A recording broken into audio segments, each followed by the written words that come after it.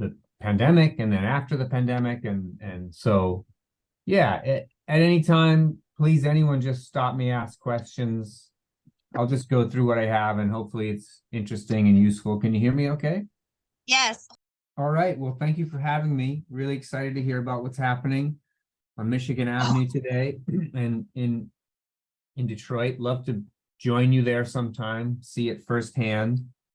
So today's the 17th anniversary of Parking Day, kind of an exciting milestone. I thought today I'd just say a little bit about my background and then go into some of the background of Parking Day. And then also talk a bit about the evolution through the pandemic and what's been happening in some places after the pandemic in terms of curb lane uses in particular. So a little bit about my background. I studied landscape architecture at UC Berkeley, graduated in 2005, and started working for a great landscape architecture company in San Francisco, working on big plans, long-term planning stuff. And it was in part due to the kind of frustration of those long and slow pace of change of cities that I started my own art and design collective called Rebar. And we created this thing called Parking in 2005, which I'm going to talk about a bit more today. After running Rebar for a while, I joined forces with the folks at GEL Copenhagen and opened up a GEL office in San Francisco and started working a little bit kind of more strategically with cities. Worked on a fantastic project in the city of Vancouver, a public space plan for their downtown, which was informed by a public life study. So really interesting to be able to work at that scale. Most recent thing I've done is a public realm action plan for downtown San Francisco. Just like many cities, struggling with the changes with hybrid work. What do we do with all these empty office buildings and empty streets? What opportunities does that open up for us actually in terms of culture and life in our streets that can maybe happen in a new way that it wasn't happening in the past couple decades, particularly in places like San Francisco.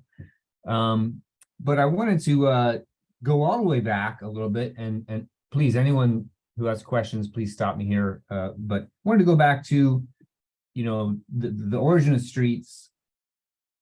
And I think it's important to remember that 100 years ago, streets served a variety of functions and were a place for public life, commerce, play, movement, right? In dense urban neighborhoods, the street was the urban living room and the playground. But of course, the advent of the automobile, that began to change. It's also, I think, really important to remember that there has been a long history of popular resistance to automobile dominance and the negative impact of high-speed traffic, particularly in urban areas. And it was only through a very concerted and focused marketing effort by the automobile industry, who was very focused on selling more cars, that resulted in this idea of the social reconstruction of the streets as, originally conceived of and used as places for play and like an urban living room, to places that were much more dedicated to, focus on the mobility dimension of streets and particularly automobility dimension of streets. It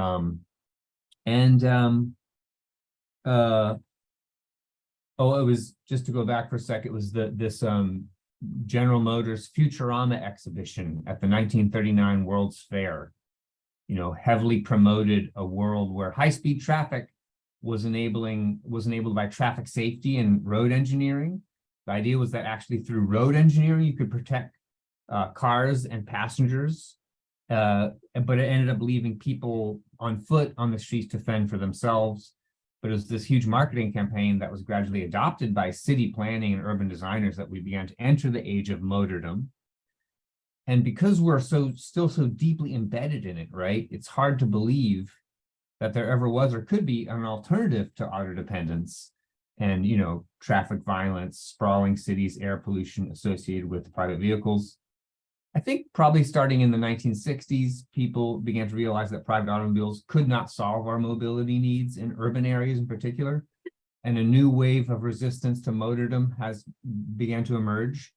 And, you know, these are some of the inspirations for Parking Day. So I think starting in the 1960s, many people began to realize, or actually in 1972, it was architect and urbanist Jaime Lerner, who was then the mayor of Curitiba, Brazil. He's the first instance that I know in sort of recent modern history of what I would call tactical urbanism.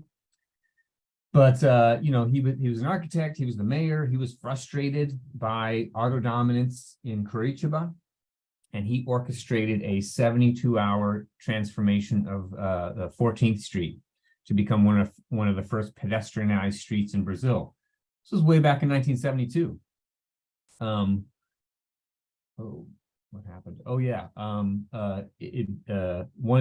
Another inspiration for Parking Day is the work of Gordon Matta Clark, who, you know, when Lower Manhattan was like a sort of, you know, disinvested, relatively, you know, vacant city center, it opened up a lot of opportunities for artists and for activism. Gordon Matta Clark was known for cutting holes in abandoned buildings, but he also had this project called Fake Estates, where he purchased fragments of real estate that were created as the result of surveying errors. He bought them at auction, and he proposed a whole series of like urban interventions on these spaces. I think a lot of them were in Queens. And, you know, he died quite young as an artist, probably because he was cutting holes in buildings and asphalt and everything else. Sadly, he died quite young. But the idea that there were these fragments of unscripted space in the city that weren't programmed, weren't designed, weren't scripted through sort of normative definitions of how we use urban space, that was the inspiration for Parking Day. We started Rebar, my colleagues and I, which, you know, back 15, 17 years ago was just an informal collection of friends.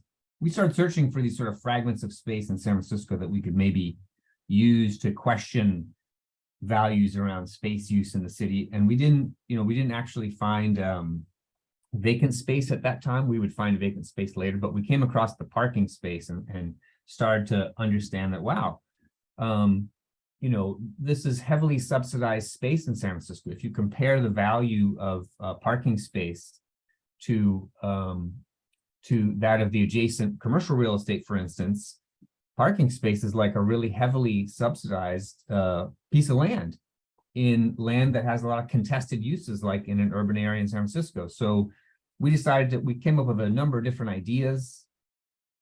But the one we landed on was the concept of parking. That was put a park in a parking space, sort of make it an active verb. And we put some coins in the parking meter. We rolled out some sod, set up a park bench and a tree, and then we withdrew to see what would happen. And people started meeting and hanging out and socializing in this little space that was previously, you know, allocated for car storage, and we knew that the project was a success. We shared this image with people around the world, and people began to contact us saying, hey, could you bring parking to Detroit? Could you bring Parking Day to Sicily, to various places? We couldn't at that time travel around the world to do stuff, so we made this decision to make the project open source, do a how-to manual, make the project open source. And that resulted in the Parking Day launching around the world to become kind of a global phenomena, what it is today. Sorry, my thing's moving a little slowly. So people, of course, around the world, you know, use Parking Day in different ways. Some use the event to promote the need for a green space. Others use it to fulfill unmet social needs. Like this is a free public health clinic that was set up in San Francisco several years ago. That thing's moving really slow. But they're also for informal social spaces. Here's a great example in Chicago. This is actually a parklet, a more semi-permanent version.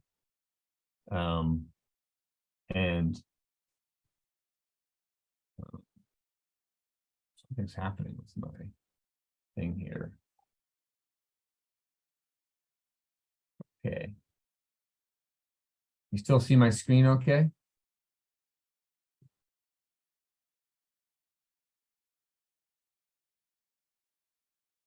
Can't hear you there, Monica. I said, yes, we can see your screen wonderfully, and you're broadcasting loudly now on Michigan Avenue. We had a sound problem earlier, but we fixed it. Great. Another example of a parking day installation was the Park Cycle, a mobile pedal powered park that we created in 2007. And parking day continues to grow all around the world. In Japan, there is not a whole lot of street parking. Actually, they manage their streets way differently than we do. There actually isn't a lot of street parking allowed. And so why is parking day big in Japan? Well, I think it's because there's this need for these third spaces, these kind of informal social space that aren't commercial outdoor dining, that aren't a place you have to pay to sit, that aren't even like a sort of more formal public park. So informal, non-commercial third spaces is the need that parking day fulfills in communities in Japan.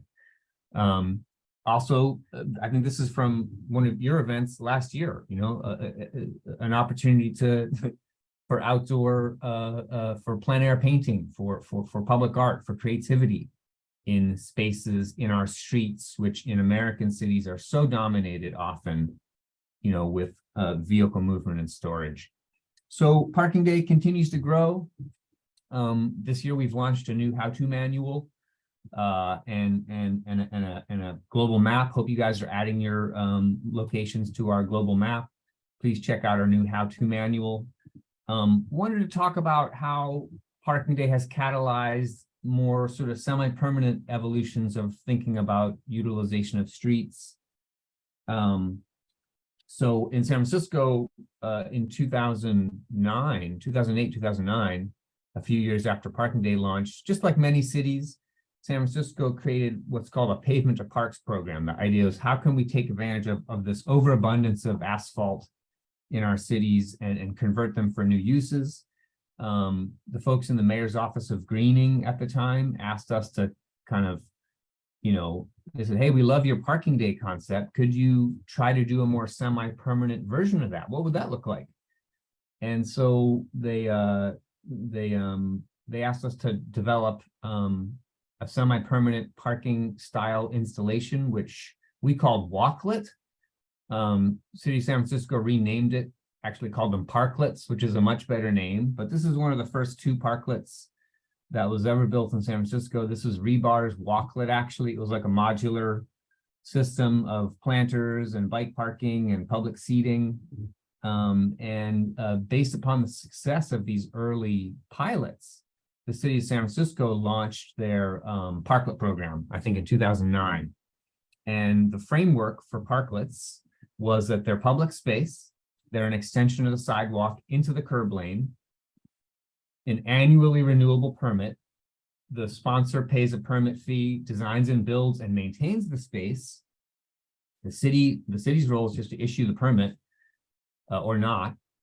And so really parklets, which is a more semi-permanent version of the parking day concept, they are these little public-private partnerships. A really interesting example of kind of community-driven or user-generated urbanism, but working within the context of a municipal kind of permit process. It's complex. Like the parking day guerrilla art installation was easy, the easy part. The complex part was the city of San Francisco really, and under the leadership of Andres Power and other folks, really trying to navigate, how do we bring together our MTA, our public works, our planning department to align around this new permit process and an instrument for allowing this sort of public use, of part of our public right-of-way. It was not easy. And this was the first version of the Parklet-O-Matic. This is actually a streamlined version of the permit application process. And I wish I could say that it's gotten easier, but it hasn't. However, under this rubric, under this framework, there was about 70 or 80 public parklets created in San Francisco over the last decade or so. And they're wonderful spaces. They're super diverse. You know, some of them were more oriented towards the kind of use of the adjacent business. Many of them are more sort of thought of as cultural spaces, spaces for art exhibition. And so they sort of take, you know, what you can prototype in parking day, you can also take to the next level in terms of a parklet installation if your city has some type of public parklet program. Okay, so here's an example of a parklet we designed with a Swiss Necks, a kind of Swiss kind of cultural booster organization. This one was called Event Machine. You can project movies onto the screen. These little drawers come out to make seating, so you could kind of host public events. Yeah, this was a parklet called Event Machine. And you know, continuing the concept of the park cycle, this was called Park Cycle Swarm, a mobile pedal-powered public open space built in collaboration with the Danish design collective N55 and a German designer. We all worked together on this. It was really their N55's open source design for a cargo bike made out of tubular aluminum steel. And then I worked with them and said, hey, can we put a park on the top of it and then bike these things around the city? This is called Park Cycle Swarm, mobile pedal-powered public open space. But a lot of great examples, you know, of creative use of the curb lane in San Francisco and many places around the world over the last decade or so. And, you know, San Francisco's parklet program has now inspired many other cities around the globe to create their own frameworks for more semi-permanent use of the curb lane. Miami, Boston, Los Angeles, many cities. I'm curious about what the framework is in Detroit. And it's just really unlocked this explosion of both creativity, but also commerce. You know, like really, I mean, you know, now particularly during the pandemic, when there's been this explosion of commercial outdoor dining.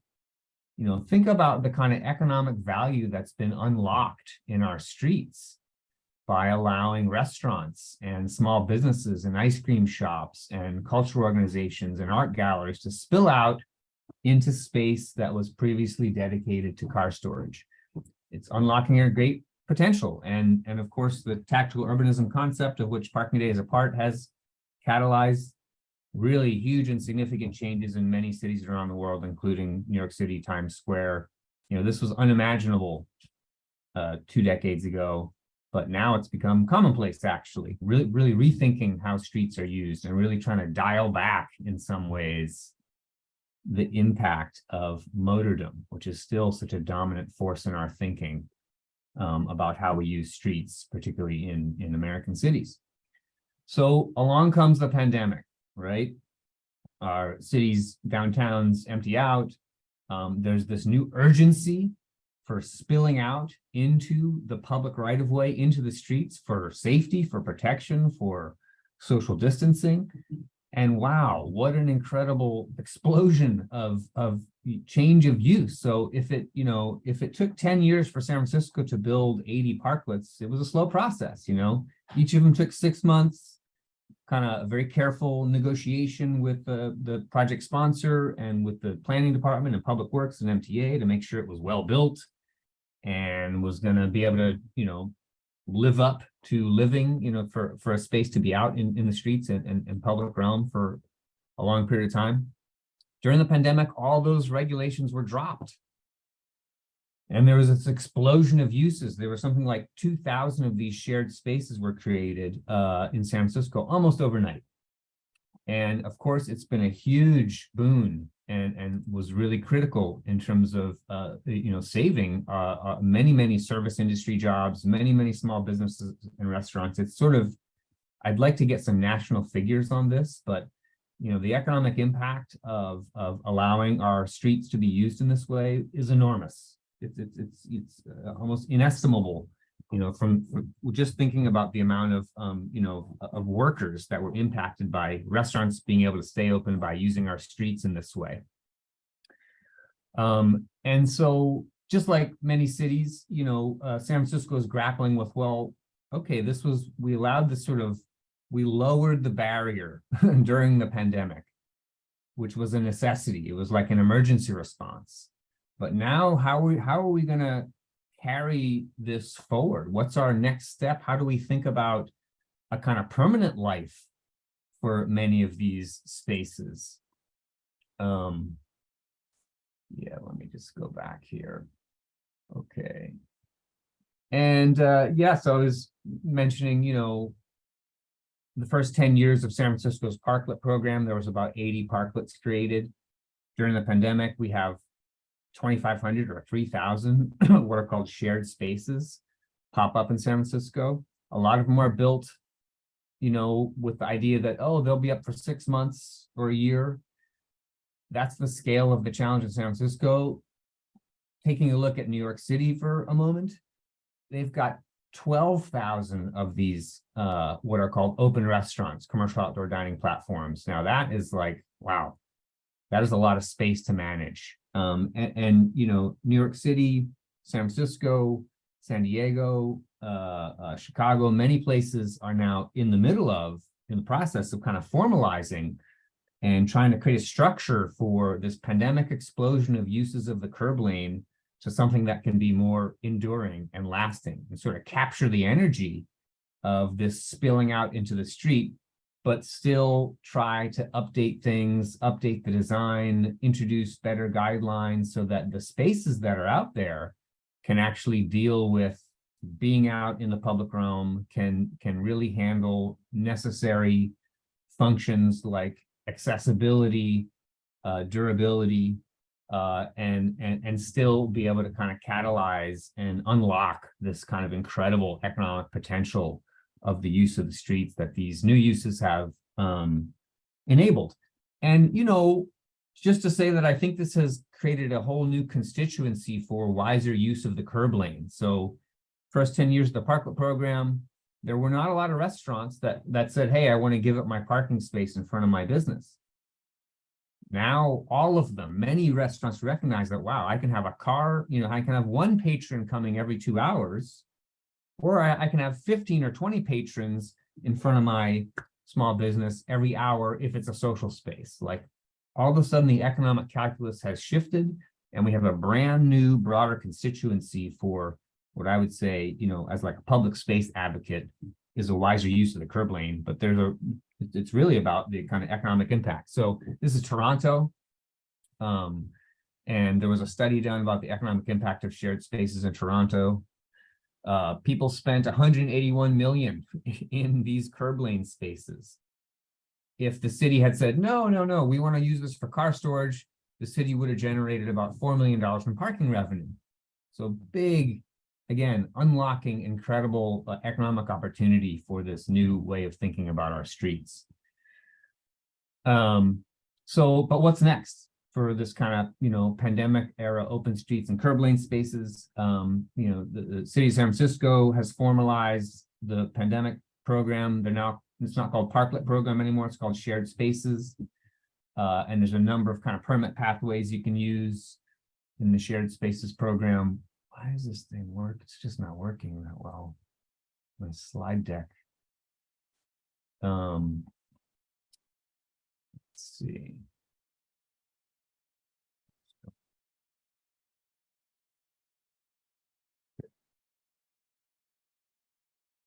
Sorry.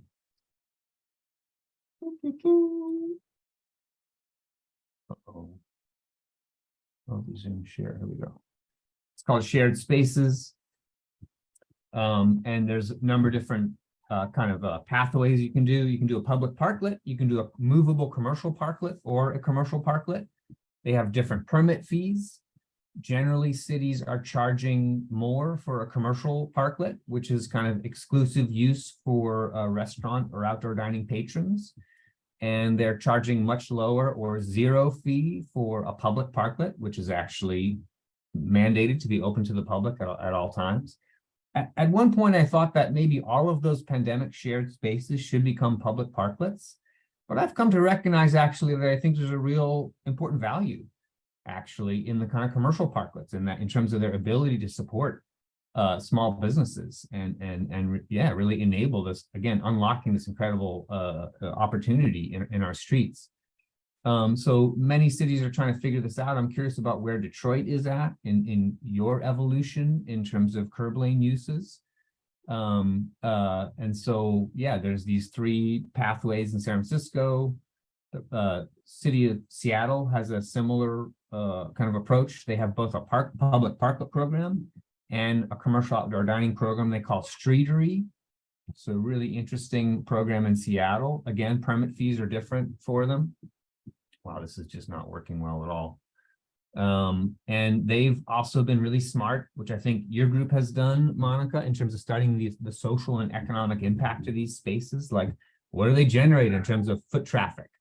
What are they generating in terms of public perception of safety?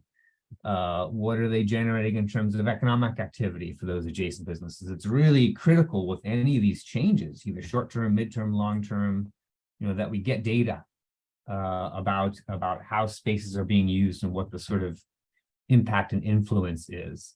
So Seattle's doing this really well. They have a really well-crafted program now, both a parklet and a streetery program in that city. And there's some examples of the different types of uses. I think one of the best examples I've seen or studied is Vancouver. So Vancouver has a commercial outdoor dining. Well, they started a parklet program in 2013. There's a number of beautiful parklets built in Vancouver. During the pandemic, same thing happened there, this explosion of uses in the streets. They were piloting a kind of commercial outdoor dining program, what they call a patio program. You can do table service, you can serve alcohol, you also pay for the use of that space. And the city's role then actually, wow, this is just not working. Things not working. The city's role is to come in and try to balance the commercial use of the curb lane in terms of commercial outdoor dining with publicly accessible spaces. And so that's the role of the city of Vancouver now, is they don't rely on the private sector to provide public parklets. They actually build what are called pop-up plazas in neighborhoods. So in any particular neighborhood in Vancouver now, you might have, I don't know, 10 or 15 commercial outdoor dining patios, which are, sort of available for the use of restaurant or gallery patrons, whatever they are, places that you have to pay to sit. But then the city's coming in and saying, okay, well, we're going to provide the public seating option. So you, as a street user, always have the option to sit down with your friend and have a cup of coffee or, make art, or you can choose to sit down and patronize one of the restaurants in one of the commercial outdoor dining spaces. So again, like balancing community and commercial uses of our streets. These are our streets after all, right? We determine how they're used and what our community values in terms of these various uses. So these are some examples of Vancouver's pop-up plaza program, which has been very successful. So I think my question for you guys is what's next for your active streets programs? And I want to just try to say that for any of these programs, it's critical that we think about social and geographic equity. Are people in different neighborhoods, different socioeconomic backgrounds able to take advantage of this opportunity to think about streets in a new way and actually to unlock the sort of economic potential? If it's only the fancy restaurants and the fancy neighborhoods that are able to do it, it's not an effective program. It's got to be, every neighborhood has to have their opportunity. And sometimes some neighborhoods need additional help. They need additional support to navigate the process. Some neighborhoods, if English is not your first language, if you're not familiar with navigating a kind of city permit process, you're going to need some help. And that's what San Francisco has done to ensure that there's geographic equity in this process, in this approach. And it's actually been great results in San Francisco on that front. Another, I think high level thing we want to achieve, of course, is pedestrian safety and active mobility. There's great examples now from all over the world. This is in I think it's Stockholm's 1 minute city idea that they're now, it's a municipal program. There's beautiful design. And they're really thinking about these parklet type spaces as spaces that both provide public seating, but also provide some other important necessary functions like micromobility and bike storage, right? So again, a very different approach. Rather than having sort of informal user-generated private sector curb lane utilization, this is about a municipal program that's really introducing a whole range of types of uses, but with very well built, very well designed spaces that are really, you know, designed to hold up to the elements in that particular city. Last thing I'll say is that we're all feeling increasing urgency, you know, with our streets, with our public space. How can these spaces enable us to better, you know, provide, you know, both greening, but also climate adaptation? So what can we do in terms of reducing heat island effect by, you know, enabling more greenery in our streets? You know, all that asphalt is generating a huge amount of runoff, stormwater runoff, and also a huge amount of heat and extreme heat and excess heat. So what can we do in those spaces, even though they're tiny spaces? Maybe if we think about them as a collection of spaces across a city, they can have significant impact in terms of urban forests, in terms of greening, in terms of stormwater infiltration, and potentially in terms of cooling. So I'm really interested in the parklet models that are thought of or understood to be, you know, cooling stations, a place where you can get a bit of respite from the heat and perhaps refill your water bottle, recharge your cell phone, whatever it is that this space can do to serve as a refuge from extreme weather, which we're all facing in all parts of the globe. So I guess my question, you know, my prompt to you is, what will you do with a park and a parking space? I encourage you to think about it broadly and really, you know, take that next step in terms of the parking day installation to more permanent, semi-permanent rethinking of one of our greatest public assets in cities is our streets. How do you want to use them? It's up to you.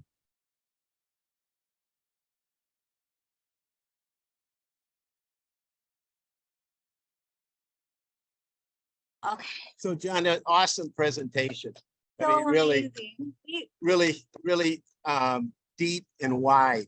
And the thing that strikes me in looking at how and the work that you've accomplished, you know, Detroit has been doing some of those things at Campus Martians, which I know you're familiar with, and, you know, directly downtown, but it hasn't grown outward, like out to the Eastern Market and other places. I mean, they're doing it out at the Eastern Market, but all that landscape in between is not. So I'm wondering, can we get on your design proposition? What does it take to get in front of a project? How many months, a year, 2 years? What does it take to get in front of John Bela's work?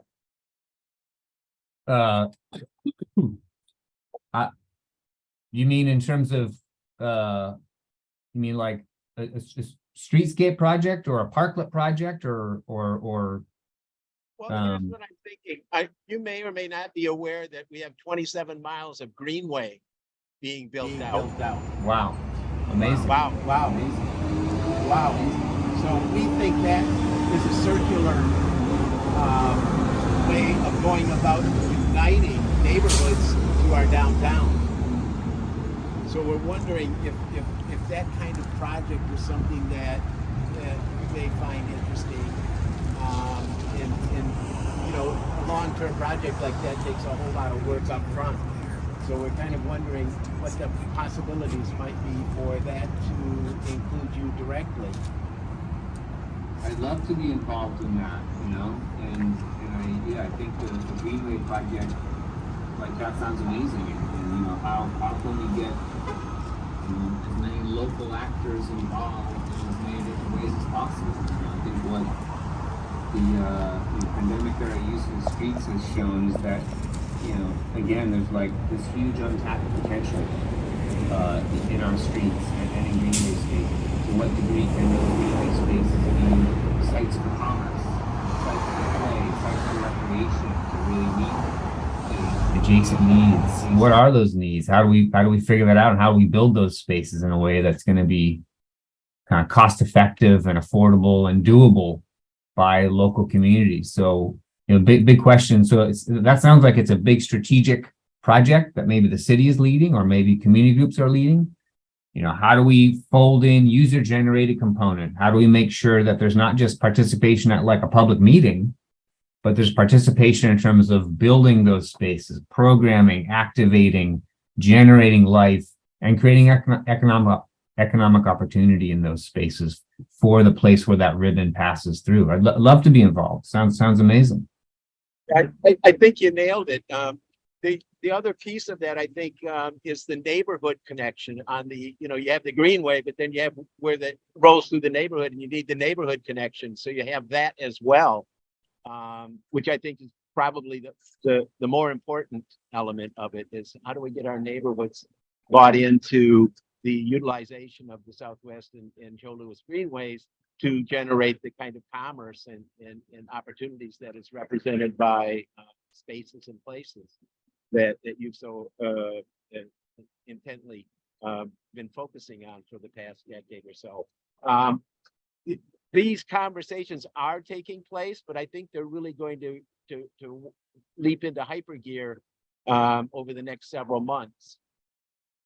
They're already doing community, of course, as you would imagine, and engagement and so forth and so on. But I think it needs the kind of experience that you have to help understand the width of it and the depth of it. Happy to be involved. Yeah, send me a note, jb@johnbella.com, or through the Parking Day website. Yeah, happy. Love to be part of that. We will do that, and to that end, we will be having something at Campus Marcus on October the 5th, the opening evening for film screening at Campus Marcus, and I'm hopeful to get that messaging involved in that conversation. So I'll get with you between now and then and chat a little bit about what that might look like, and get your comfort level for making such a proposition. That sounds great. It looks like Francis has a question. Is there a way to get her on? Francis? Oh, Francis. Hi. Hi. Can you hear me? Yep. Can you see me? Sorry, I'm working on my bathroom tiling right now. So I was listening and it was the presentation was on while I was working. So I really appreciate it. John, you're a great inspiration, and Parking Day has been part of my life. I don't know from the beginning, but at least in the late aughts, we started doing some Parking Day activity in Detroit, in Midtown, and then in Wayne State. And now I'm with a group called Detroiters for Parking Reform. And we actually have an event. The way I found out about this was through your website, because I posted the event and saw this one. So thank you for having this. And like I said, the presentation was great. So I guess it's not so much a question, but comment, and maybe just like this idea of these adjacent issues. We actually, this group, Detroiters for Parking Reform, did a traditional sort of Parking Day event pre-COVID downtown, and took over a couple of, actually it was maybe as many as 3 or 4 spaces near Campus Marcus, and it was a great success. We did it with the Downtown Partnership and Bedrock, and had a lot of people come by through COVID. And since COVID, actually this is now the 2nd year, we've shifted gears a little bit and are focusing on surface parking as being a real issue in terms of how to address. And you touched on some of these things, especially as we change sort of work and thinking about how much we need, the parking that we do, highlighting the immense amount of surface parking that we have, even in the densest parts of our region. and using it as kind of a tongue-in-cheek but kind of serious way of questioning you know, how we do city building by having a literal tour of parking lots. And in doing that, we show basically in and around the near downtown what was there before, and the buildings that we've lost, and ergo the sort of density and really the reason why people might not have needed cars so much in the past, because there was stuff to do and places to live, and all of the, you know, stuff of life that we talk about injecting into places like Detroit.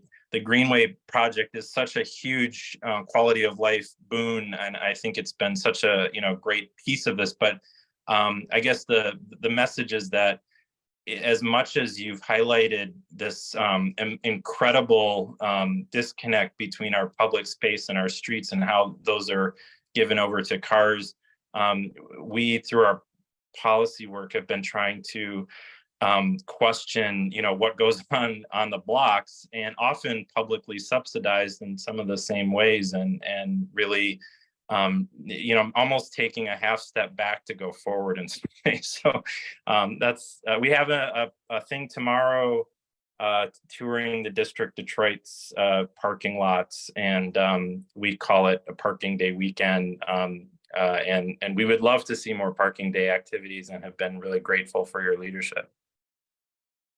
Thank you, Francis. Yes, and this year we just have kind of made it a strategic alliance with the Parking Reform Network. So, you know, we've got tools we can offer through Parking Day and kind of direct action advocacy, and then PRN has this incredible tool set if you want to, say, take that first step in your community towards creating a parking district, right, where you're charging appropriate fee for spaces, and then using that money to build out public realm.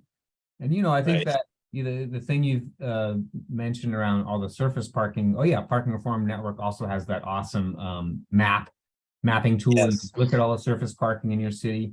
And, you know, today, there's just a growing sense of urgency. I'm just thinking about all the places which have experienced or will experience extreme heat events, which are tied to that amount of asphalt and surface parking, and flooding events also tied to surface parking, impermeable surface. There is a real, we can't wait, you know, and so to the extent that we could depave and green, like that could be a first step. You know, maybe we depave and green now, and we build the housing 2 years from now or 5 years from now, but in those 5 years, we could have tree canopy, we could have much more infiltration, we could have reduction of heat island effect. I really agree with that and align with that we got to take a look at all the areas we've allocated in our cities to, you know, unnecessary asphalting and for car storage. Yeah, I agree. Thank you. Francis, thank you for your work. Yes. We'd like to come together, and maybe we can get to your event tomorrow. Yeah, we'd love to see you. Anybody around 2 p.m. John, if you want to fly in, there's time. Well, probably lower carbon footprint if I Zoom, but do it virtually. Thanks for the invitation. Thanks. Yeah, we'd love to see you. Thank you. Take care. Okay, take it easy. Thanks so much for joining.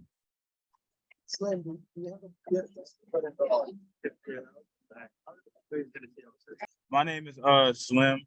I'm 18 years old, and you know, well, it's not really a question. It was just really speaking on like the whole object of the you know, the less parking space and innovating it into like, you know, areas of like, you know, coming together or anything of that sort. And I was just saying that I like the idea of it because like here in Detroit, I'm not gonna lie, the public transportation is not good at all. And like and I look at places like, I know I stayed in New York for a minute in Brooklyn with my uncle, and I used to take the train all the time, and I just found it so useful. And like I see people on a daily basis living there that don't have a car at all, that are just comfortably living without, you know, without any problems at all. And I just looked at it like, it kind of makes sense. And I was talking to Monica about the perspective thing on like how, you know, like it's the motor city, so of course they expect, oh, it's gonna be cars and parking spaces, like, but it's like when you look at it as a perspective of innovation in the future, is not really like the right direction. So I kind of was like looking at this as like I like the idea, and it's really cool. But that's really pretty much what I was saying. Well, it's a great point, and you know, I didn't really touch on it in my talk, but it's, yeah, you really, you know, touched onto something super important, which is that you can't just remove the space for cars and, you know, stop using the automobile unless you have an alternative. And so, of course, yes, you can do a fair amount with scooters and with bikes and walking, but you know, that's not going to solve all of our mobility needs. And so the places which have been most successful at, you know, creating walkables, you know, like Brooklyn, walkable places that like you've described, it's because they've done that strategic investment. You know, they've made that big investment in the train network, in expanding the subways. And, you know, Detroit Motor City can do that too. And I think they're on the path to do that. There's nothing stopping our automobile industry, you know, from building mass transit vehicles. And I know some of them are exploring this, right? Of course, there's going to be continued demand for individual mobility, right? Because car companies still want to sell a lot of cars, whether it's a new electric car or a fossil fuel car, they're going to sell the cars. But we can advocate for, great, sell the cars, but also please start to invest in designing advanced tools for mass mobility, better trains, better buses, faster light rail, you know, and you know, I think, and there's, so that's definitely one layer, one level, which you've touched on. I think the other thing which occurs to me around this conversation is like, let's right size our mobility instruments to the trip. So if I have to get groceries 5 minutes away, do I need to go in my car? Maybe I can take my bike with a bicycle that has a cargo bike.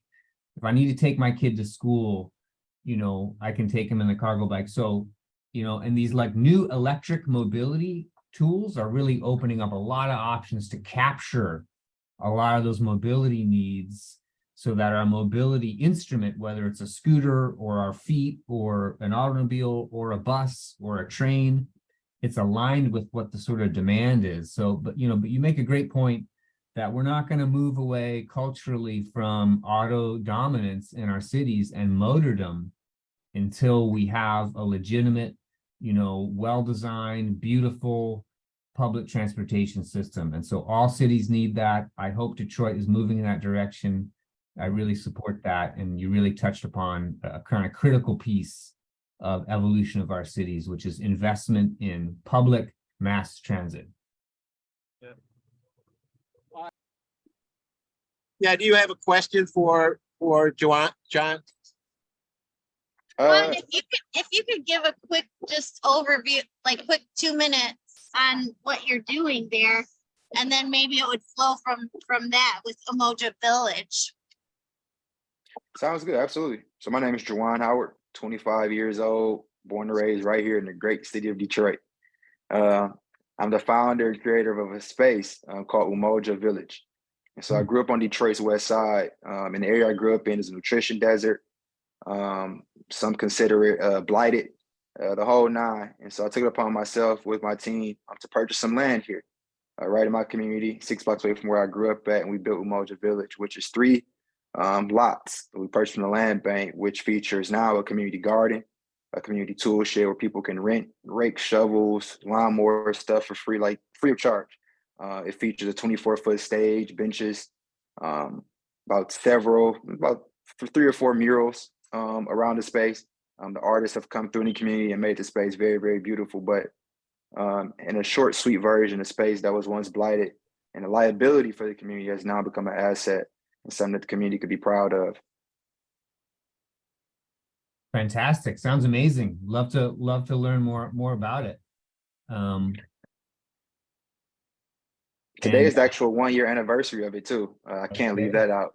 Last year on this day, September 15th, we signed the deeds and gained ownership of the land. And everything we built up to this point, 365 days ago is when we started all this.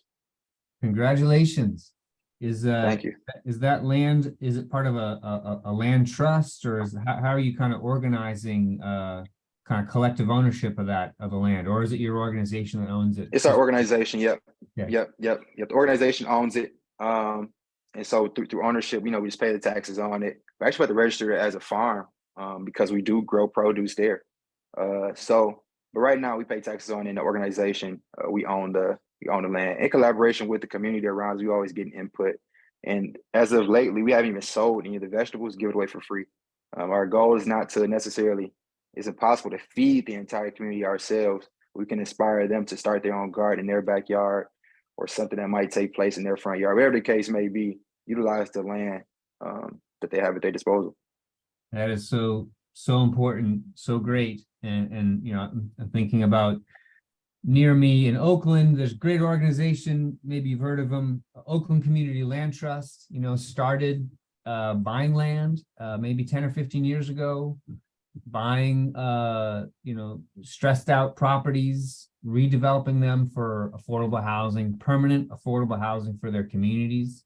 And that's because they own the land. And that is so important to build up Super land important. outside of the domain of the commercial property developer, which of course there is a necessary role for those entities, but there's also, I think, what you're pointing out, what your project is demonstrating, a super critical role for community ownership of land.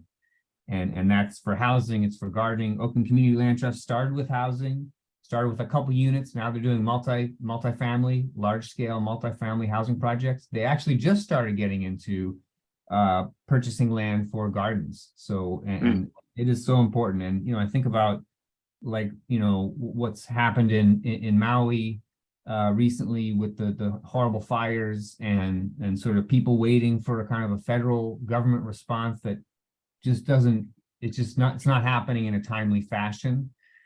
And it seems to me that more and more, as we get more stresses on our communities, in our cities, we can't hope that some municipal or government is going to come and it's really coming from the ground up. So I really admire your project, really building that community strength, community resiliency, really opening up the opportunity for community land ownership. Sounds like an amazing project. I'd really love to come and check it out.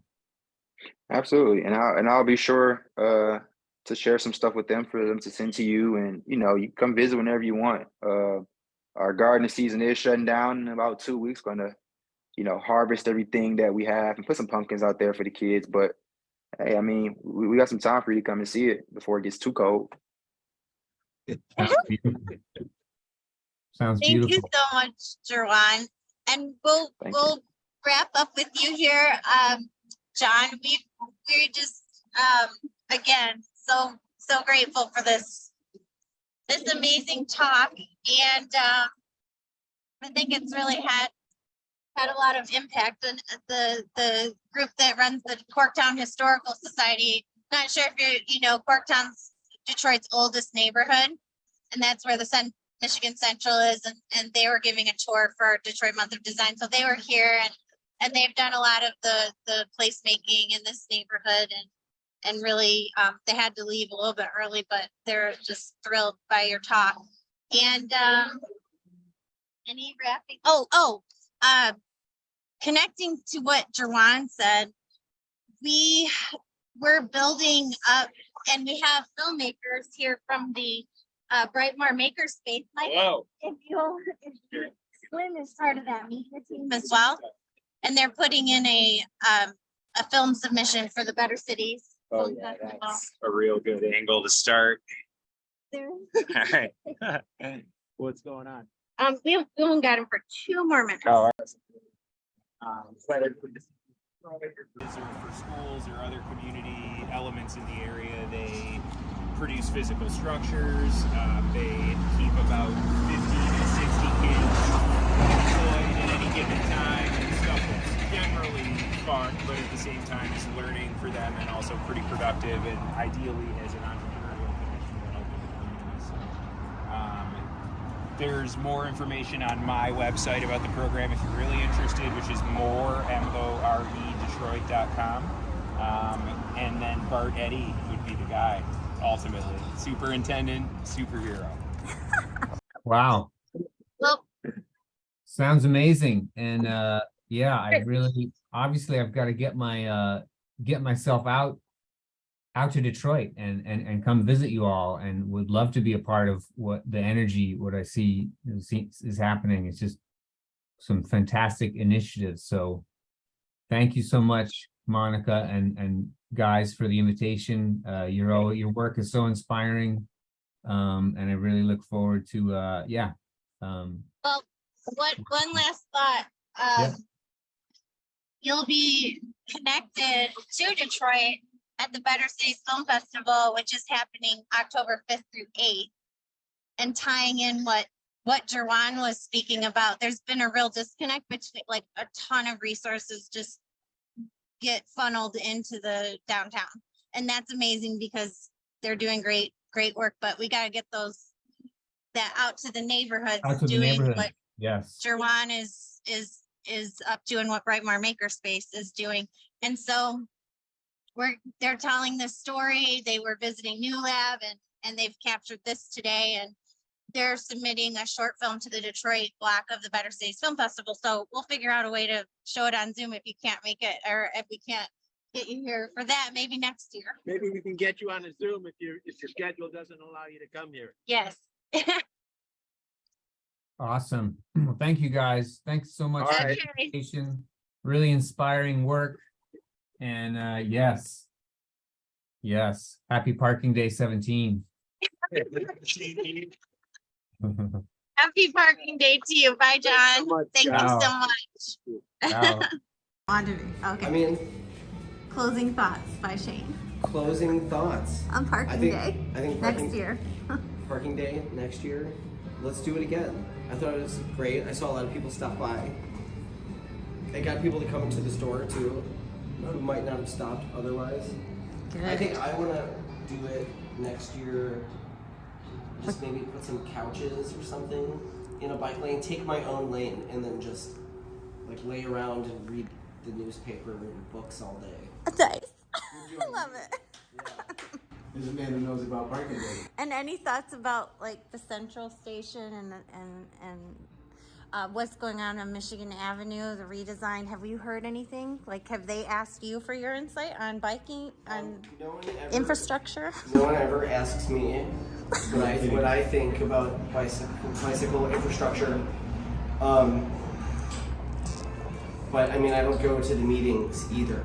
I'm too busy working. And when I'm done with work, I like to go home and chill. Right. Go have fun. But that's how most people who have the insight to share are not showing up at right. those meetings. I think, yeah, these bike lanes on Michigan Avenue, I think are terrifying. I think this so-called protected bike lane is scary. You know, Like the car doors opening, as cars yeah, for parking. This is like an intrastate highway, and at least cars could see you before, and now they can't see you because you're behind a wall of cars. So whenever you like pop out at these intersections, you have people who just turn right into you. People get hit in front of the store like on a regular basis now. Oh, wow.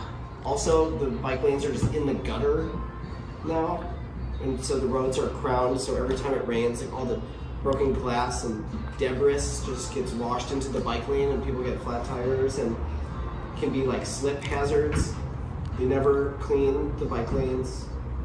I would rather there be no bike lane at all than have this bike lane. Mm-hmm. If I was just riding in traffic and making people go around me, I think that would be safer than hiding behind this wall of plastic bullshit cars. That's what I think.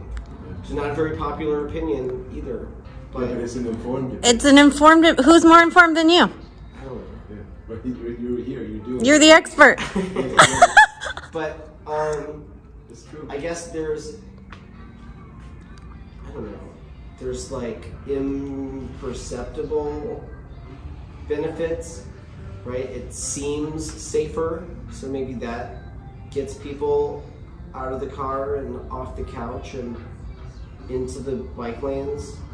There's perceived safety, but I think it's less safe than before, which seems scarier to people even though it's safer. Sure. So it's a complicated subject, I think. Well, I think that's why this is so important, okay? Because this the questions that Parking Day is attempting to answer. Yeah. And if I was to put on my conspiracy theory bike hat, I think this is Shane's conspiracy theory. I think this is a way for the city to sell more patio licenses to all of the like restaurants and stuff, because it gets like the lane of traffic further away from like would-be diners. So I think maybe it's kind of a cash grab opportunity as well. I'm sure there's minds there that makes some sense, you know, fiscally. But this isn't fun for anyone to drive, park, or ride a bike. Right. Whereas before it was maybe fun to drive and park on and bike on. Right. Yeah. But now it's not. That's Right? The drivers hate it. It's terrifying to park your car here and ride your bike. Wow. So On that thought, that's a close. You're getting busy here. So you were saying about Barcelona and how you lived there for how long again? For a year, Okay. and just in that time, so much of the city was like greened out, and they put a lot more pedestrian walkways in from streets that used to be, you know, like of course like for cars, and the turnaround for that was maybe like a few months in between, but I mean, things move slowly there as well, I will say, but not that slow. How long do you think yeah, it's going to? They call them the manzanas, the blocks.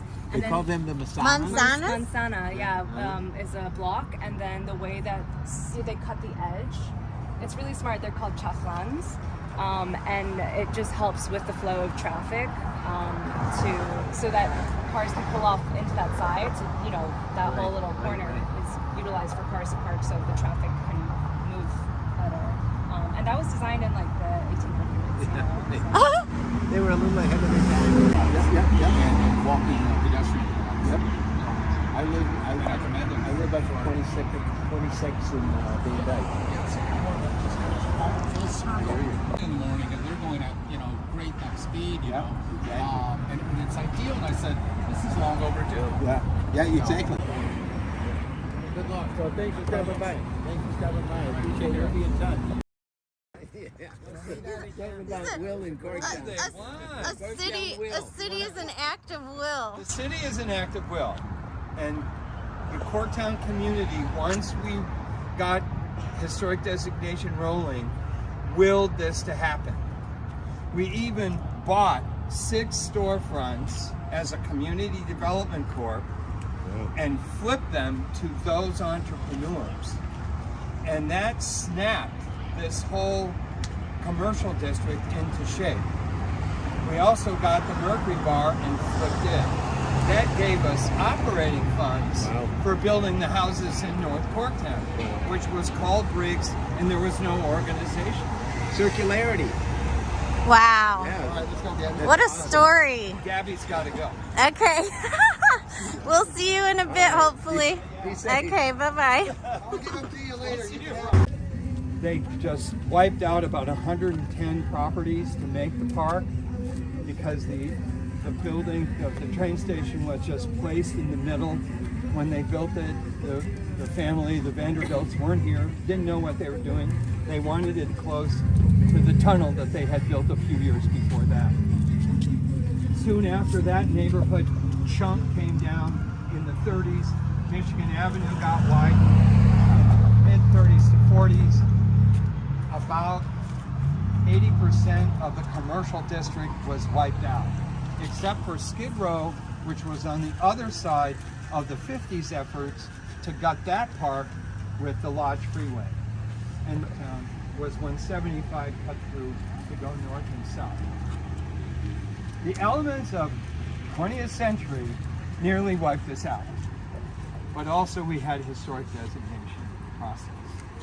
We're going to just go through a walk.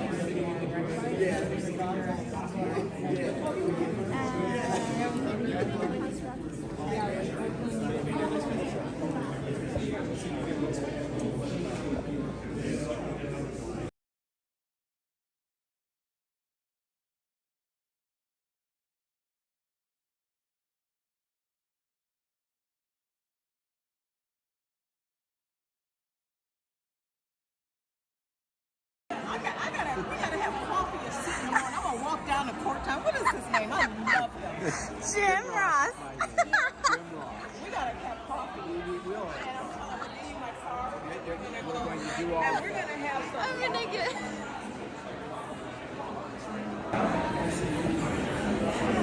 Guys, just cut off the center. Right.